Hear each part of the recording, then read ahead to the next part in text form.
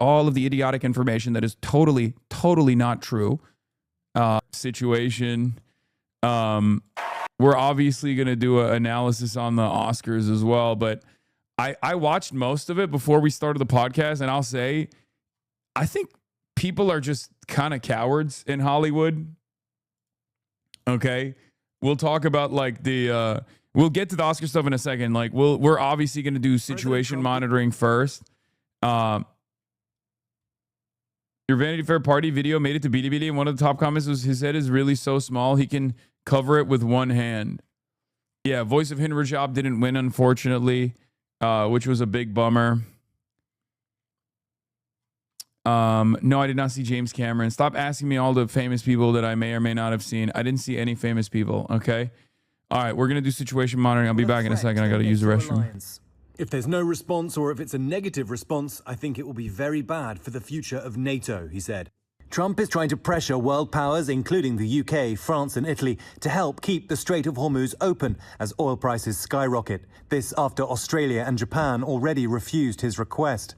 The president won't give specifics on which countries might sign on. I don't want to tell you about that. I can't really say for sure. But the Strait of Hormuz, through which roughly 20% of the world's oil travels, is now a no-go zone for shipping, with the constant threat of Iranian drone and missile attacks. Democrats argue the administration had no plan. The Strait of Hormuz obviously is now shut down.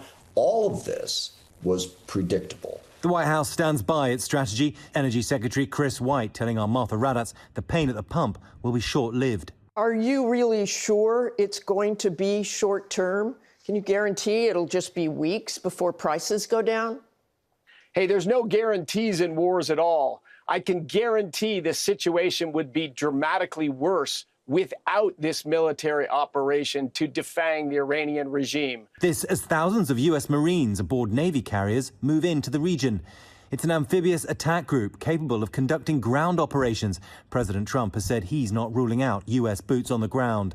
And this morning, the real cost of the war becoming clear as we learn the identities of the 6 Americans killed when their refueling aircraft went down in Iraq on Thursday. Among them, 34-year-old Technical Sergeant Ashley B. Pruitt from Bardstown, Kentucky. Her family described her as an amazing wife, mother, and airman. And the youngest among them, Technical Sergeant Tyler Simmons, just 28 years old. His family say he dreamed of serving his country. He's just a fantastic person. You couldn't ask for a better grandson than he was. Well, oil is now at $101 a barrel, and that is hitting gas prices in the US. Gas Buddy thinks gas will hit $4 a gallon this week. That, of course, could rise further as this war continues. Rebecca? And you see the ripple through of all of it. Okay, James, thank you. Trump's not asking, he's demanding. The White House is planning to announce a coalition of countries to reopen the Strait of Hormuz this week, reported Axios and the Wall Street Journal on Sunday. Trump said he has turned to about 7 countries to send warships to the passage. He declined to name them, but previously said he'd hoped China, France, Japan, South Korea, and the UK would join. Trump claimed policing the strait would be more for the benefit of other countries than the US. We are demanding that these countries come in and protect their own territory because it is their territory. It's a place from which they get their energy. Asia, which receives roughly 70% of all crude oil shipped through the strait, has suffered the most from its closure. Still, Japan and Australia have already stated they won't be sending warships or ordering maritime security to the passage. On Monday, Tokyo began releasing its oil reserves worth about 45 days to manage supply shortages. We plan to consider taking necessary steps while communicating well with relevant countries, including the U.S., and monitoring the situation closely. But no decisions have been made to send self-defense forces. It seems Trump won't take further rejections lying down. In an interview with the Financial Times, he said it would be very bad for the future of NATO if it refuses to help. Trump also pressured China to participate, claiming the country gets 90% of its oil from the strait. The U.S. leader is scheduled to travel to Beijing at the end of the month for a summit with Xi Jinping. If China says no, Trump threatened he could delay the meeting to an unspecified date. More than 100 Iranian naval vessels have been sunk or destroyed over the last week and a half. That has to be some kind of a record. Additional strikes continue to launch from all directions every single hour. And as you know, we attacked Carg Island and knocked it literally, destroyed everything on the island except for the area where the oil is. I call it the pipes. We left the pipes. We didn't want to do that, but that we will do that. We can do that on 5 minutes notice. It'll be over. But for purposes of someday rebuilding that country, I guess we did the right thing. But it may not stay that way. Just one simple word and the pipes will be gone too, but it'll take a long time to rebuild that. We are aggressively dismantling Iran's defense industrial base, and ability to rebuild its missiles and drone capability is getting down to close to zero. And we're hammering their capacity to threaten commercial. Hasan Shocks' dog, report him. Hasan Shocks dogs. Hasan is an abuser. Everybody here be warned. Hasan Shocks dogs. Hasan used shockers. Hasan is shocking his dog. Fuck Hasan, that abuser. Bro, you good? Everybody spam fuck Hasan. This has got to be a bot, right? You good, bro? You good? LLLLL.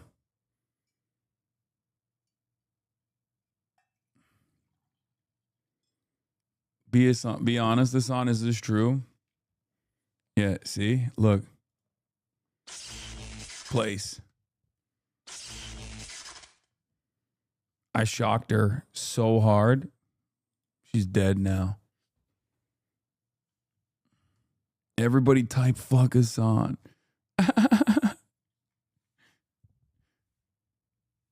This guy's awesome.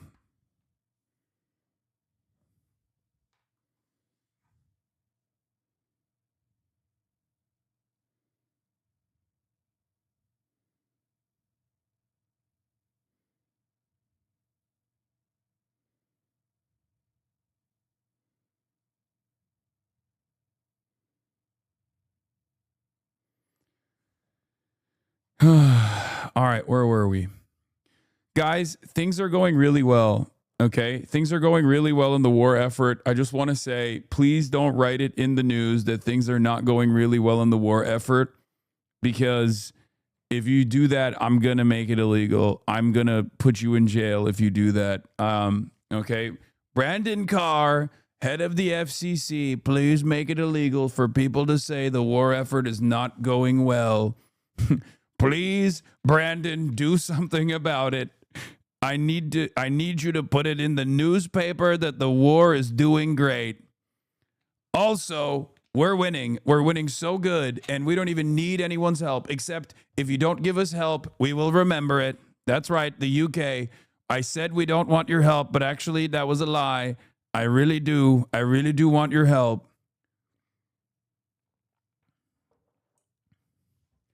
That was a lie. I desperately need your help. Please give me help. We need all of the help we can get. Yes, we'll be covering Cuba in a little bit. I know Cuba's power grid collapsed fully. Cuba has officially completely run out of oil. And we will be covering it, obviously, and I'll be giving you more updates on that as well. After I'm done with this part of the broadcast. In the Strait of Hormuz, with more than 30 mine-laying ships destroyed, we hit, to the best of our knowledge, all of their mine-laying ships. Now they can put them on other types of ships, I guess, and drop them in. But we don't know that any have even been dropped in. We're not sure that any have been. That's a big negative for them if they do it. It's a form of suicide. But we don't know that they have dropped any in. But we've hit all 30 of their ships and destroyed them. They're all at the bottom of the sea. We strongly encourage other nations whose economies depend on the Strait far more than ours. You know, we get less than 1% of our oil from the Strait, and some countries get much more. Japan gets 95%. China gets 90%. Many of the Europeans get quite a bit. South Korea gets 35%. So we want them to come and help us with the strait.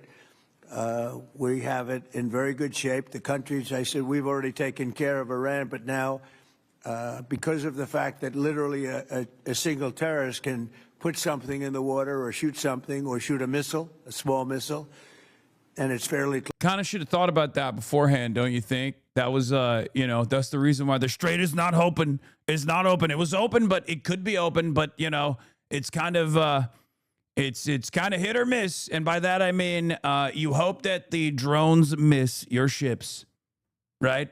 That's what you hope. You hope for it, but then sometimes the drones don't miss and they hit the ship and then the ship's on fire. And I guess what I'm trying to say is the Strait of Hormuz is not open, even though I said it is, and it should be open, and it could be open, but I chose to wage war against this country alongside Israel, unbelievably coping. China, please help me, China.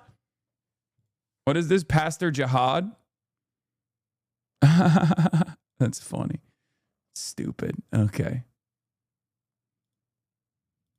Where the fuck was it? Oh, here it is. close range because it is a tight area, and which is one of the reasons they've always used that as a weapon. Iran has always used that as an economic weapon, and it's not going to be able to be used very long. Numerous countries have told me they're on the way. Some are very enthusiastic about it, and some aren't. Some are countries that we've helped for many, many years.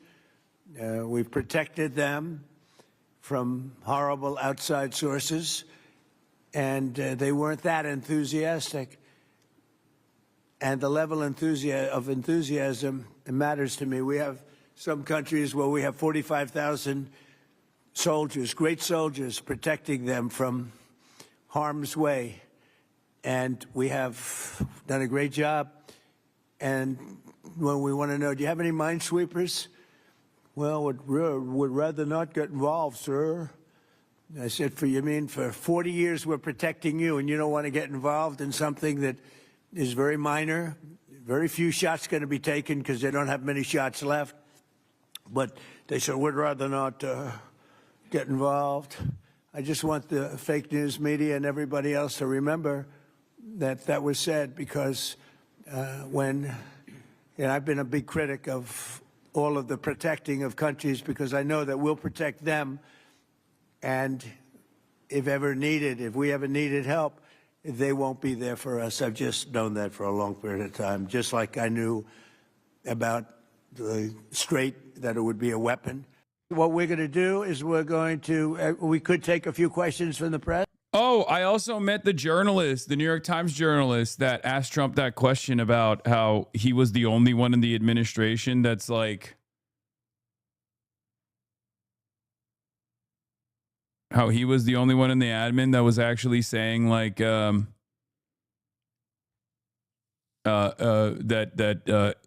America had not struck the school. Yeah, he said he appreciated that I hyped his ass up.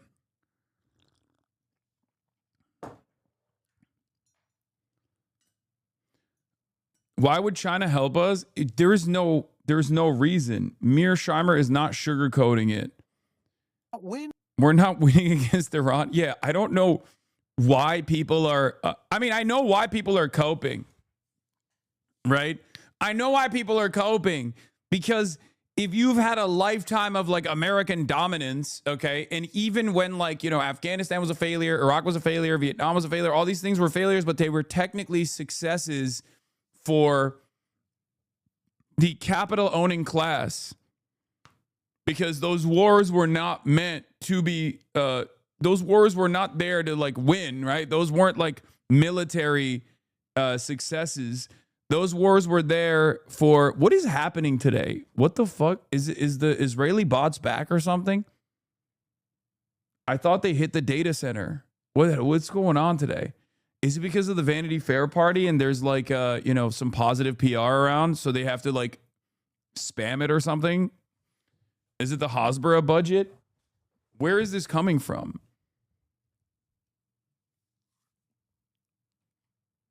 I was genuinely.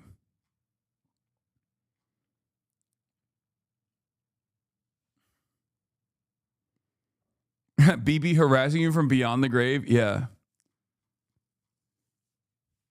Michael Fusco Art, thank you for the 50 big ones. Hosber is in overdrive all over social media at the moment. They migrated their service to AWS. So anyway, we were they're talking about that one Asmold pic. Huh? What do you mean? Oh yeah, it's Asmongold with the Israeli shock collar.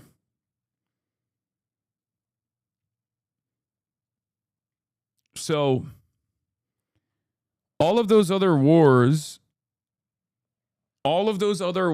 right? Like Afghanistan, Iraq, like there are military objectives, but like ultimately it's supposed to be a way to like bloat defense contracts, right? Like for the military industrial complex, things like that.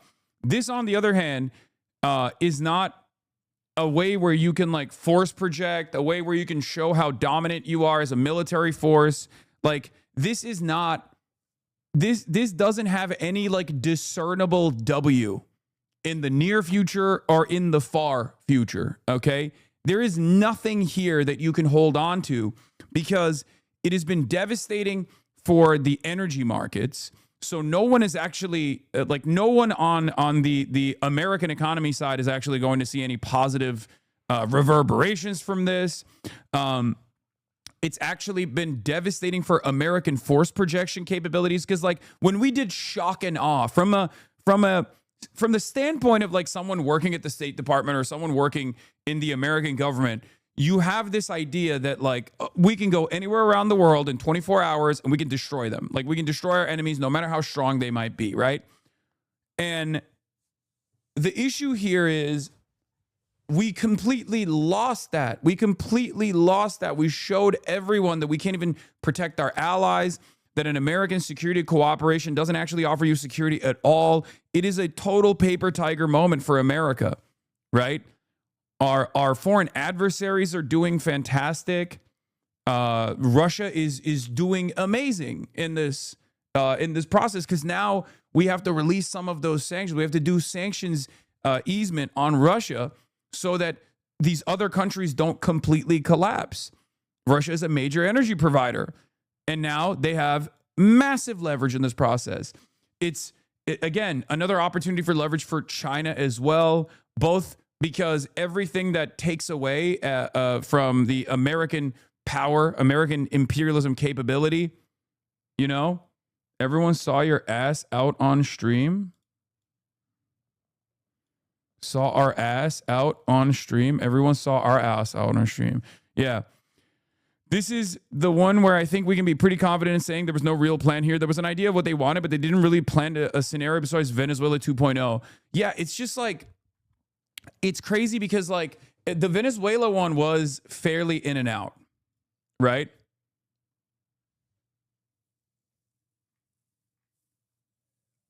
The Venezuela one is like, it was a quick extraction campaign. It was illegal. It was totally ridiculous. But like Trump understood and got assurances, very clearly got assurances ahead of time from Trump very clearly got assurances ahead of time from the Venezuelan government that the Delcy Rodriguez administration was going to play ball with them. It's very clear, like the leadership, there was a contingency plan.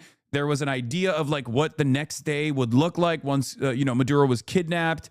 And while that's completely illegal, completely unjustifiable, it was a relatively swift process, as I said at the time as well. I was like, this is completely unacceptable. We're broaching new territory here. Having said that, however, this is very much the exact kind of Trump plan that he likes to do. Qasem Soleimani as well. Like the assassination of Qasem Soleimani was a new era of American assassinations of like high-ranking leadership of foreign adversaries. It was a big gamble, but Iran demonstrated tremendous restraint as a consequence or in the aftermath of that. So that didn't actually end up exploding in Trump's face, even though it was a fucking idiotic gamble, because what's happening right now in Iran could have happened back then, right? So we have found out, at least by now, what kind of military campaign Trump likes to do and what kind of military campaign Trump doesn't like to do.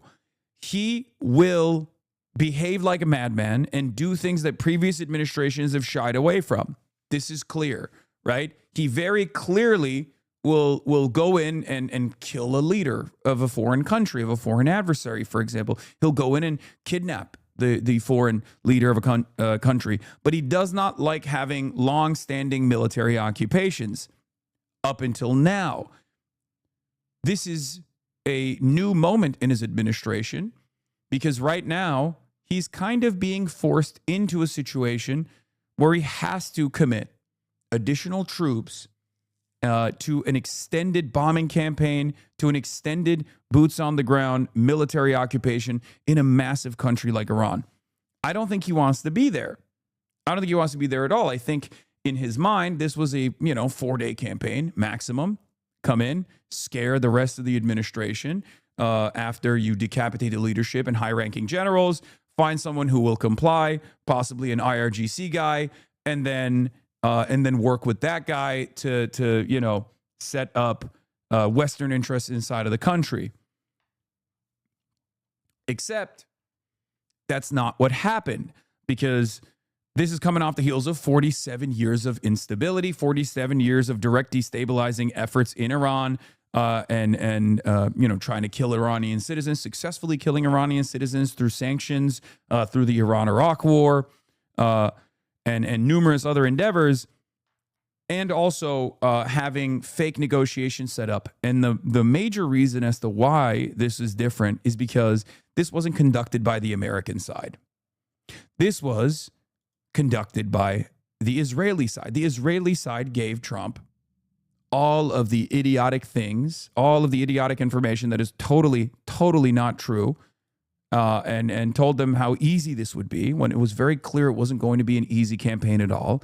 And anyone and everyone could have told you a mile away that this was going to be a long-standing, incredibly consequential, devastating predicament, millions of lives lost if it continues, right? An energy crisis around the world that no one wanted, but everyone predicted. Donald Trump hates being in a situation like that. He hates being in a situation like that. But now he's stuck. And it's pretty crazy because you see it. You see this is a joke, but it's not really. Trump 228, war